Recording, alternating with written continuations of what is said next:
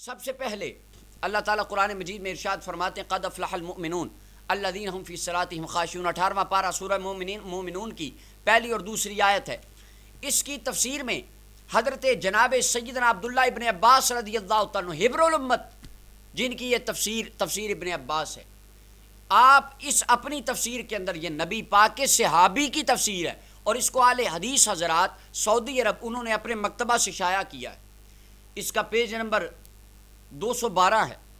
اس کے اوپر جناب سیدنا عبداللہ ابن عباس، جن کے بارے میں رحمت کائنات نے فرمایا تھا اللہم علمہ بالقرآن، اللہ اسے قرآن کا عالم بنا دے، جس کے قرآن کے علم کی دعا رحمت کائنات نے فرمائی، وہ عبداللہ ابن عباس فرماتے ہیں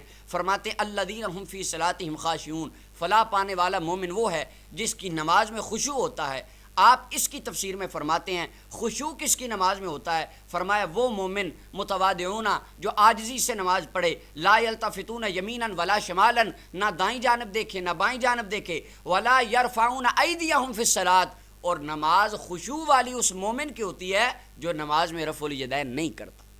یہ حضرت عبداللہ ابن عباس فرماتے ہیں، رسول اللہ کے صحابی،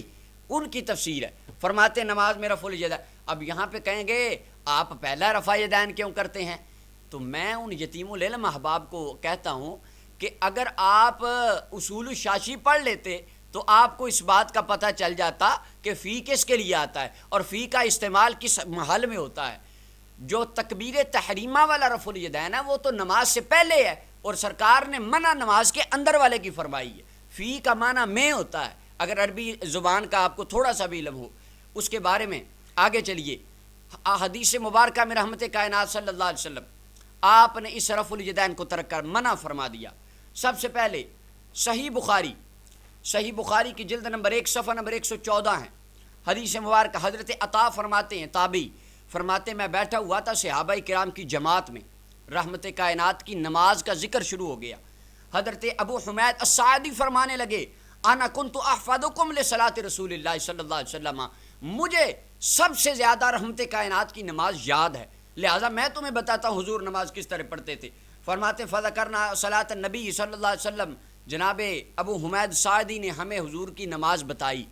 آپ کھڑے ہوئے، اللہ اکبر کہی، رکوع کیا، قیام کیا، پھر آپ سجدے میں گئے، پوری نماز بتا دی۔ لیکن اس میں صحابی رسول نے ایک جگہ پہ بھی سوائے تکبیر تحریمہ کے رفع الیدین کا ذکر ہی نہیں کیا۔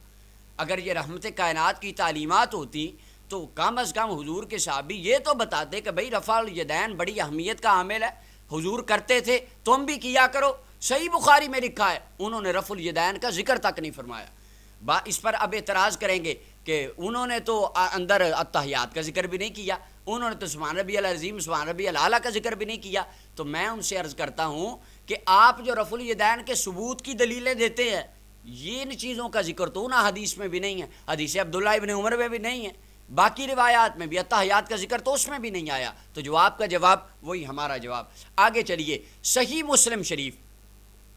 صحیح مسلم کی حدیث نمبر انٹرنیشنل نمبرنگ کے مطابق 430 ہے، جلد اول صفحہ نمبر 181 ہے، اور اس حدیث کو امام نسائی رحمۃ اللہ علیہ نے سنن النسائی میں نقل فرمایا، حدیث نمبر 1184 ہے۔ امام ابو داؤد نے سنن ابی داؤد میں حدیث نمبر 1002 ہے نقل فرمایا، اور شرح معانی الاثار میں امام طحاوی رحمۃ اللہ علیہ نے حدیث نمبر 2428 ہے نقل فرمایا۔ علامہ ابن حبان نے اپنی صحیح میں 1878 نمبر روایت ہے نقل فرمایا۔ مصنف ابن عبد الرزاق امام بخاری کے استاد ہیں، انہوں نے نقل کیا، حدیث نمبر 3252 ہے،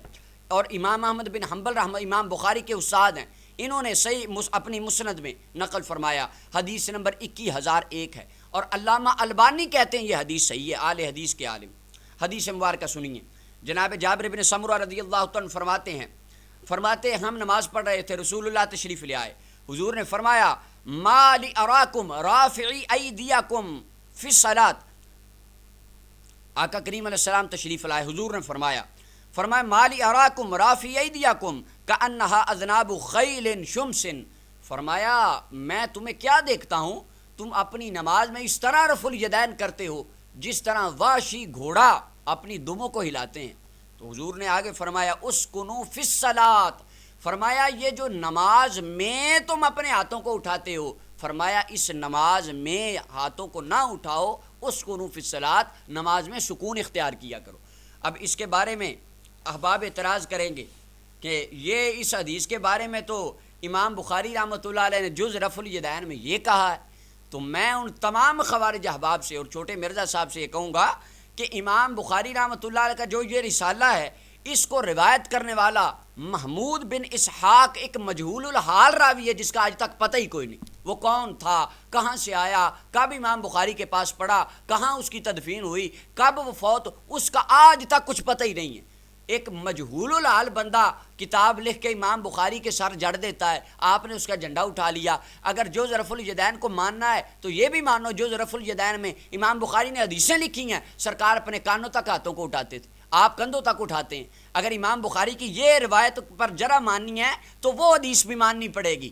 یہ یہود والا کام نہ کریں۔ اللہ کا قرآن کہتا ہے فَتُؤْمِنُونَ بِبَعْضِ الْكِتَابِ وَتَكْفُرُونَ بِبَعْضٍ، اور یہ یہودیوں کا کام تھا، آج جو بات اپنی مرضی کی ہوتی وہ مان لیتے، جو مرضی کی نہ ہوتی اسے چھوڑ دیتے۔ رحمت کائنات نے جب صحابہ کو رفع الیدین کرتے دیکھا، سرکار نے ان کو فرمایا اسکنوا فی الصلاۃ، نماز کے اندر سکون اختیار کرو، رفع الیدین ترک کر دو۔